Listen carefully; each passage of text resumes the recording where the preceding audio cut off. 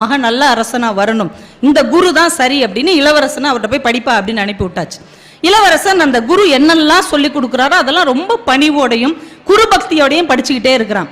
ஆனா திடீர்னு சம்பந்தம் இல்லாம நிறைய பேர் உட்கார்ந்து இருக்கும் போது இவர் ஒரு கேள்வி கேட்பார். அவன் சரியாத்தான் பதில் சொல்லுவான், பலார்னு ஒரு அரை அரைஞ்சிருவார், இல்லைன்னா ரொம்ப மோசமா திட்டி விட்டுருவார். உனக்கு அவமானமா இருக்கும், நம்ம சரியா தானே பதில் சொன்னோம், நம்ம ஒழுங்கான பிள்ளையா தானே இருக்கோம், ஏன் இருந்தாலும் அடிக்கடி திட்டுறாரு, திடீர்னு கோவப்படுறாரு. ஆனா அவனால ஏன்னு கேட்க முடியாது, அவன் அமைதியாவே இருக்கிறான். இது மாதிரி 2-3 தடவை நடந்துருச்சு. அதை மனசுக்குள்ளேயே வச்சிட்டு இருக்கிறான். படிச்சு முடிச்சுட்டு அவன் அரண்மனைக்கு போயிட்டான். காலங்கள் ஓடுகிறது.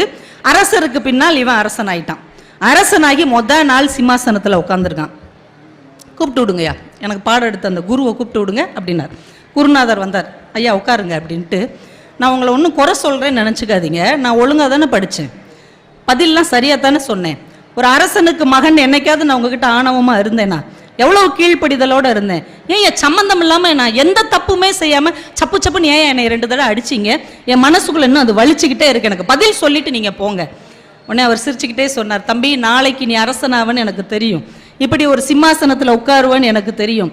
நீ ராஜாவாகி அரச பரிபாலனம் பண்ணும்போது நிறைய நீதி வழக்குகள் உன் முன்னாடி வரும். நீதி வழக்கு தொடர்ந்தவனு வருவான், வழக்குக்கு எதிராக இருக்கிறவனு வருவான்.